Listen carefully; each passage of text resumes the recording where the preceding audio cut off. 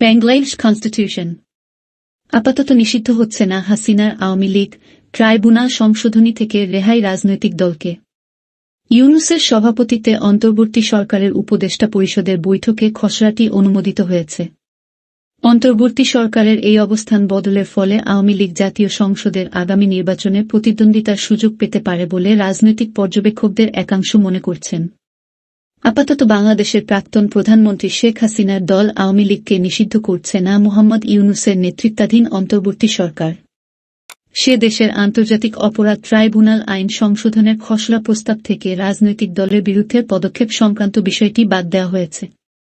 বাংলাদেশের সংবাদ মাধ্যম প্রথম আলো বুধবার এ খবর জানিয়েছে। ইউনূসের সভাপতিত্বে অন্তর্বর্তী সরকারের উপদেষ্টা পরিষদের বৈঠকে খসড়াটি অনুমোদিত হয়েছে। অন্তর্বর্তী সরকারের এই অবস্থান বদলের ফলে আওয়ামী লীগ জাতীয় সংসদের আগামী নির্বাচনে প্রতিদ্বন্দ্বিতার সুযোগ পেতে পারে বলে রাজনৈতিক পর্যবেক্ষকদের একাংশ মনে করছেন।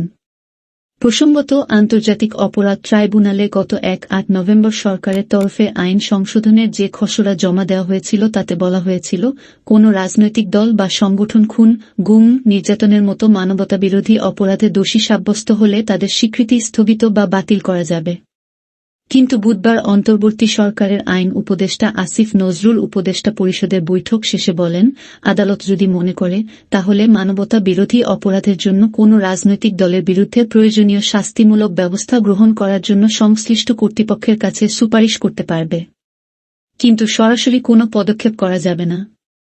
অন্তর্বর্তী সরকারের একটি অংশ, বিশেষত কোটা সংস্কার আন্দোলনকারী ছাত্রেরা আওয়ামী লীগকে নিষিদ্ধ করার দাবি তুলেছিল। তাদের যুক্তি ছিল, গত ১-৫ জুলাই থেকে বৈষম্য বিরোধী ছাত্র আন্দোলন চলাকালীন আওয়ামী লীগের নেতা কর্মীরা আন্দোলনরত ছাত্রছাত্রী ও সাধারণ মানুষের উপর উন্মত্ত ও বেপরোয়া সশস্ত্র আক্রমণ চালিয়ে শত শত নিরপরাধ শিক্ষার্থী ও ব্যক্তিকে হত্যা করেছে। বেশ কয়েকজনের বিরুদ্ধে আদালত ইতিমধ্যেই চার্জ গঠনের অনুমতি দিয়েছে। দলের সভানেত্রী হাসিনাও সরাসরি খুনের মামলায় অভিযুক্ত। তাই তার দলকে নিষিদ্ধ করার দাবি তুলেছিল বৈষম্য বিরোধী ছাত্র আন্দোলন। কিন্তু আপাতত সেই পথে হাঁটলেন না ইউনূস।